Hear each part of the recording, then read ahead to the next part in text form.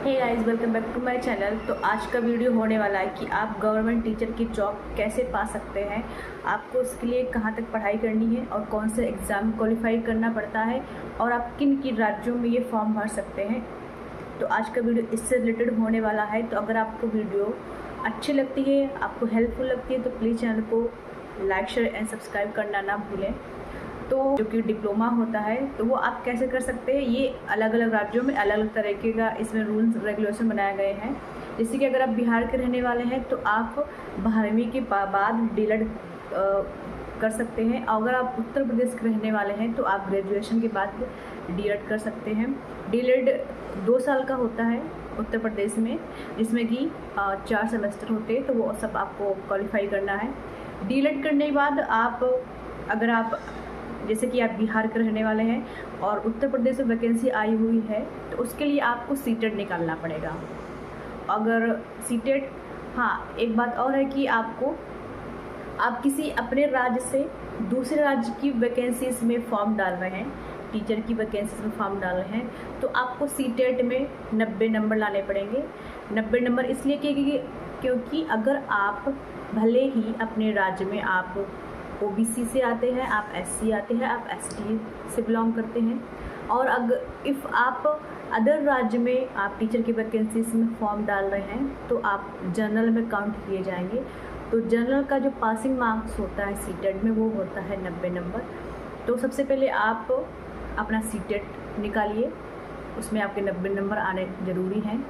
अगर आप टीचर की जॉब ही करना चाहते हैं, अगर आपके राज्य में वैकेंसी नहीं आ रही है, जैसे कि उत्तर प्रदेश में 5 साल से ज़्यादा हो गया टीचर की वैकेंसी नहीं आ रही है, तो जैसे कि मैं ही उत्तर प्रदेश से हूँ पर मैं जॉब कर रही हूँ बिहार में, और मैंने भी ग्रेजुएशन के बाद ही डीएलएड किया हुआ था और मेरे सीटेट में 90+ नंबर है। तो इसलिए मैंने यहाँ पे बीपीएससी में टीचर की वैकेंसी निकली तो मैंने फॉर्म डाला, क्योंकि मैं 90+ पे थी। मैं यहाँ पे जनरल पे आई हूँ। वैसे ही आप अगर ओबीसी एससी एसटी जो भी है, लेकिन आप अदर राज्य में अगर जॉब टीचर की वैकेंसी में फॉर्म डाल रहे हैं तो आप जनरल में काउंट किए जाओगे। तो फर्स्ट ऑफ ऑल आप अगर दूसरे राज्य में जॉब करना चाहते हैं तो आपको सीटेट में 90 नंबर लाने पड़ेंगे। हाँ, अगर हम बात करें कि वैकेंसीज क्या क्या आती हैं टीचर बनने के लिए, कैसे फॉर्म भरने पड़ते हैं, तो बिहार में बीपीएससी निकाल रही है फ़िलहाल वैकेंसी 1 साल हो गया। तो बिहार में टीचर बनने के लिए आपको बीपीएससी क्वालिफाई करना पड़ेगा, जो कि बीपीएससी टीआरई 1 हो चुका है, टीआरई 2 हो चुका है, टीआरई 3 हो चुका है और टीआरई 4 अभी आने वाला है। टीआरई 4 आई होप ये नवंबर तक हमें इसका नोटिफिकेशन देखने को मिलेगा। अगर नवंबर में नहीं मिलता है तो ये हमें अगले साल देखने को भी मिल सकता है। तो जो भी हैं, अगर जिनका भी सीटेट पास है, 90 नंबर है, अदर राज्य से बिलोंग करते हैं, तो आप अपनी तैयारी करते रहिए। जल्दी हमें टीआरई 4 का नोटिफिकेशन देखने को मिलेगा। और आपको पता ही है कि नोटिफिकेशन मिलने के बाद तुरंत फॉर्म ऑनलाइन होता है और इसके 1-2 महीने बाद हमारा एग्ज़ाम करा लिया जाता है, तो हमें तैयारी का बिल्कुल टाइम नहीं मिलता है। तो आप सब लोग अभी से तैयारी करते रहिए, नोटिफिकेशन का वेट मत करिएगा, वरना आप बाद में पछताएंगे। क्योंकि जब नोटिफिकेशन आ जाता है, फॉर्म ऑनलाइन होते हैं, तो हम उसमें बिज़ी हो जाते हैं ऑनलाइन करने में, फिर फॉर्म में कोई मिस्टेक ना हो। तो इसकी अच्छा कि आप तैयारी अभी से स्टार्ट कर दीजिए, ताकि जब भी नोटिफिकेशन देखने को मिले हम आराम से अपनी रिवीजन कर सकें, अपनी पढ़ाई कर सकें। और अगर आप यूपी से हैं तो यूपी में अभी शिक्षा आयोग बन चुका है, सदस्य भी उसके बन चुके हैं, उसके अध्यक्ष भी बना लिए गए हैं, बट अभी तक वहाँ पे वैकेंसी देखने को नहीं मिल रही है। हाँ, अगर आप यूपी से बिलोंग करते हैं तो आप सीटेट अगर क्वालिफाई हैं तब भी आप वहाँ की वैकेंसी फॉर्म डाल सकते हैं, और अगर टेट भी आप क्वालिफाई हैं तब भी आप वहाँ फॉर्म डाल सकते हैं। वहाँ पे टेट के लिए भी ओबीसी एससी एसटी चाहिए हमें 82 नंबर, और जनरल के लिए चाहिए हमें 90 नंबर। फ्रेंड्स, अगर आप टीचर ही बनना चाहते हैं तो सीटेट क्लियर करने के बाद सीटेट में आपका 90 नंबर लाना ज़रूरी है। तो आप फॉर्म डाल सकते हैं केवीएस में और डीएसएसबी में, जो कि केवीएस की वैकेंसी भी पिछली साल आई थी और अभी फिर से आने वाली है। DSSB भी आई थी और DSSB फिर से आने वाला है। तो आप वो सेंट्रल की जॉब होती है, जैसे कि KVS हो गया, और DSSB आपको दिल्ली में अपॉइंटमेंट किया जा रहा है और KVS आपको किसी भी राज्य में भेज सकता है इंडिया के। तो सेंट्रल की जॉब है।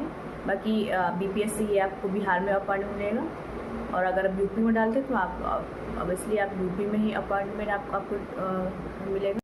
आई होप आपको क्लियर हुआ होगा कि अगर आप टीचर बनना चाहते हैं तो आपको 12वीं ग्रेजुएशन के बाद आपको D.Ed करना है, फिर आपको CTET क्वालिफाई करना है। अगर आप यूपी के हैं तो आप TET क्वालिफाई कर सकते हैं। अगर आप BPSC टीचर बनना चाहते हैं तो आप ये BPSC फिर से वैकेंसीज आने वाली हैं, तो आप उसका फॉर्म डाल सकते हैं।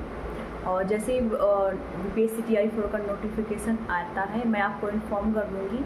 बाकी आप BPSC की वेबसाइट पे भी चेक कर सकते हैं और कौन कौन सी जॉब आने वाली है, किस राज्य में आने वाली है, आप सरकारी रिजल्ट पे जाके चेक करते रहिएगा। क्योंकि हमको जब कोई जॉब चाहिए होती है तो हमको थोड़ा एक्टिव रहना पड़ता है, अवेयर रहना पड़ता है कि कहाँ पे क्या चल रहा है, किस राज्य में क्या हो गया है। जैसे कि राजस्थान में भी क्या बोलते हैं वैकेंसी आती रहती है, वहाँ पे आपको रीट देना पड़ता है, तो आप वो भी दे सकते हैं। आप रीट भी दे सकते हैं। MP भी होता है, MP TET होता है, आप उधर का भी फॉर्म डाल सकते हैं। तो अगर आप मेहनत करने से डरते नहीं हैं, अगर आपने ठान लिया कि आपको जॉब करनी है, तो जॉब करने वाले के लिए बहुत सारे ऑप्शंस होते हैं, और जिसको सिर्फ खाना पूर्ति करनी होती है कि नहीं ये मेरे पास वो नहीं है, संसाधनों का रोना होता है, तो वो कुछ नहीं कर पाते हैं। और जिसको जो करना होता है वो किसी भी सिचुएशंस में कैसे भी करके सफलता हासिल कर लेता है। तो आप सभी से मेरा यही कहना है कि पॉजिटिव रहिए और पढ़ाई करिए, पॉजिटिव लोगों से मिलिए। हाँ, जो लोग आपका मनोबल डाउन करते हैं, आपको बोलते हैं कि सरकारी नौकरी नहीं पा पाओगे, और जो भी आप नेगेटिविटी फैलाते हैं, ऐसे लोगों को अपनी लाइफ से निकाल लीजिए। पॉजिटिव लोगों से मिलिए, जो मेहनती होते हैं उनसे मिलिए, क्योंकि वो आपने कहावत सुनी होगी कि संगत का असर पड़ता है। तो आप जैसी संगति रहेंगे आप वैसे ही हो जाएंगे। इसलिए अच्छे लोगों का साथ पकड़िए, अच्छे फ्रेंड बनाइए। अगर आपको फ्रेंड नहीं बनाने तो फ्रेंड घर पे रहिए। आजकल ऑनलाइन कोर्स उपलब्ध हैं, YouTube है, आप ऑनलाइन क्लासेस करके भी पढ़ाई कर सकते हैं। ज़रूरी नहीं है आप कोचिंग संस्थान पे ही जाएं। हाँ, बट कोचिंग संस्थान में जाने से ये फ़ायदा होता है कि वहाँ पे और सारे बच्चे होते हैं आपके जैसे, तो आप डिस्कशन कर सकते हैं कि वो किस तरह से पढ़ाई कर रहा है और उसका टाइम टेबल क्या है। तो आप अपने कोचिंग के फ्रेंड से, बहुत सारे फ्रेंड्स होते हैं, तो वहाँ पे आप उनका देख के आप अपने मनोबल कि हाँ मेरे को भी ऐसा करना है। तो कोचिंग संस्थान से ये फ़ायदा होता है कि आप अनुशासन में रहते टाइम से जाएंगे, 3 या 4 घंटा वहाँ बैठेंगे, अपने जैसे और लोगों से मिलेंगे। अगर कोचिंग आप नहीं जाना चाहते तो आप ऑनलाइन कोर्सेज से भी अपनी तैयारी कर सकते हैं। आई होप आपको ये मेरी वीडियो अच्छी लग रही होगी। तो अगर अच्छी लग रही है तो प्लीज़ कमेंट करिएगा। अगर आपको मेरे से कोई क्वेश्चन पूछना है तो वो भी कमेंट करिएगा, मैं ज़रूर रिप्लाई दूंगी और उससे रिलेटेड मैं वीडियो भी बनाऊंगी। तो फ्रेंड्स, आज के लिए इतना ही। आप अपना ख्याल रखें, हंसते मुस्कुराते रहिए। मिलते हैं नेक्स्ट वीडियो में, तब तक के लिए बाय बाय।